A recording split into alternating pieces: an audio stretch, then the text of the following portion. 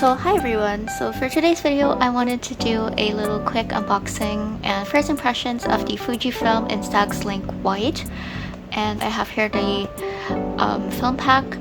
Now previously I've had experiences with the Instax printers. I do have this one right here, which is the older version of the Instax mini printer, which is the SP2.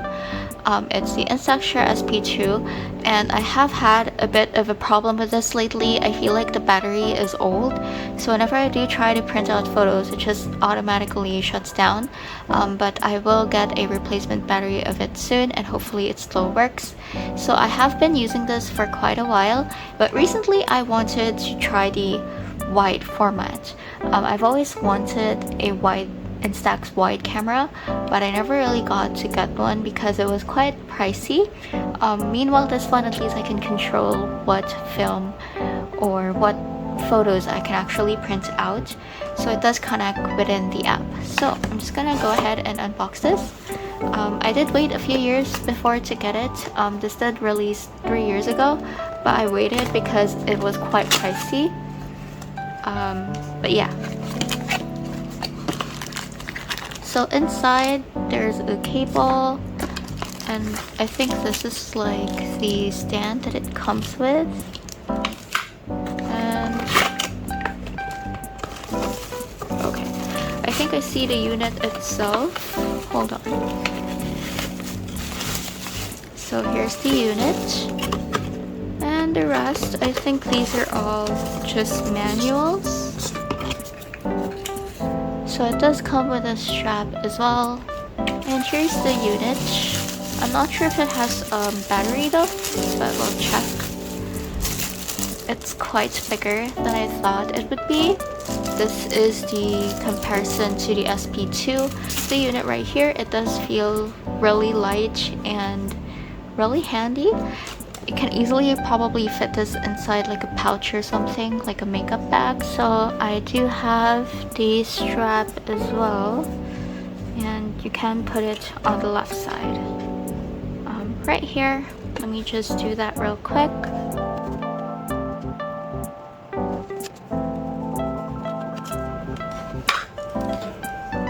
So there's the strap, and I also have the charger right here.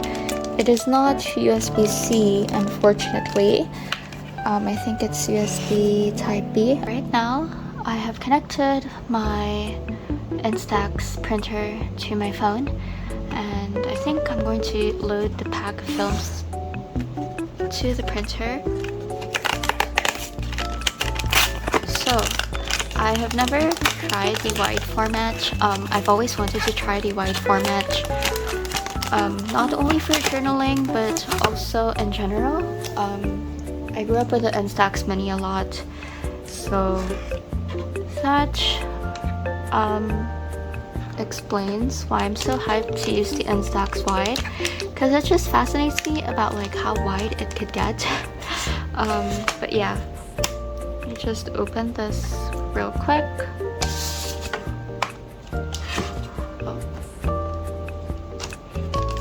The films are a bit more pricier, but in my opinion it is quite worth it because it is really big, as you guys can see.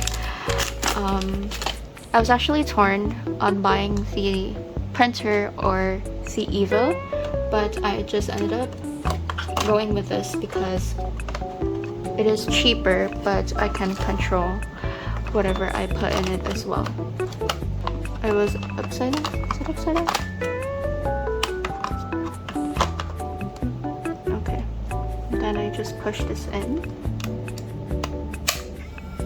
And it should remove the first film.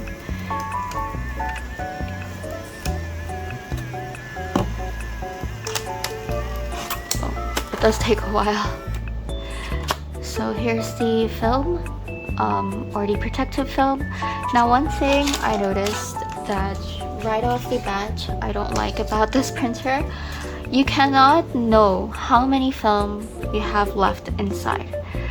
What I mean by this is the SP2 has like these lights as you can see right there, to indicate how many film or if it's low in battery.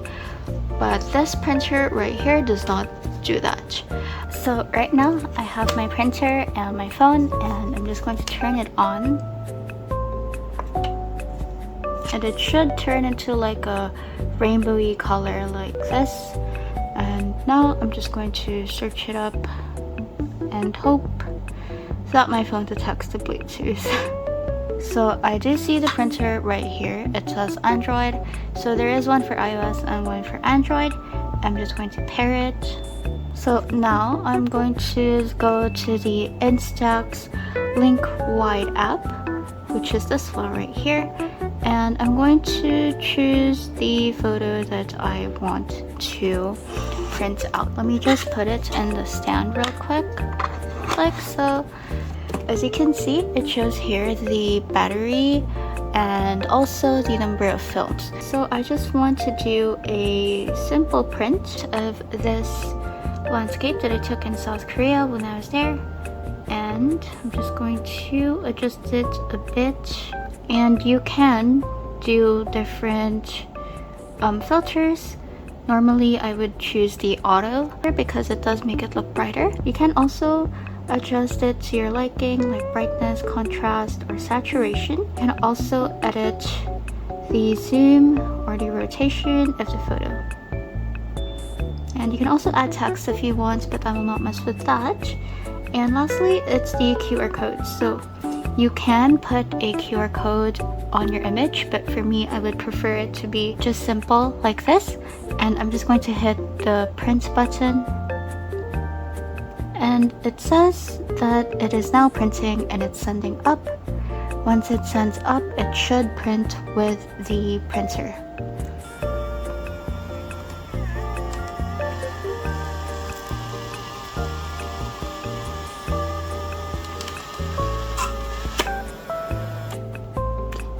So it prints relatively fast, honestly, probably around 5 seconds.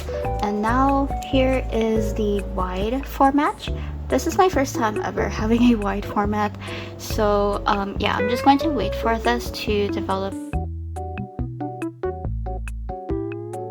So this is what the wide print looks like, and honestly, I really like it. It's not accurate, like super accurate, especially the colors, but it does give out that vintage vibe, which I really like. But yeah, compared to the mini, it is quite two pieces of minis together. It's really great for landscapes, but it does look awkward in portraits in my opinion. So my final thoughts for this printer is that it's really good and the connectivity is really fast. Though I think charging wise it would take a while because it doesn't use USB-C, so I'm not really sure if the charging is quite fast as in comparison to C cables. But in general, I really like the printer and I honestly have no regrets with my purchase. It did connect to my phone really fast. The UI of the app is also really easy to understand. If you want to journal with an Instax wide printer, I highly recommend to get one because not only do you get like a physical print of your photos or your memories, but you can also put these in your journal for memory keeping. Anyways, I hope you guys enjoyed this really quick video. If ever you guys did, please give it a thumbs up and comment down below if you're also eyeing this printer. And thank you so much for watching, and I will see you guys in my next video.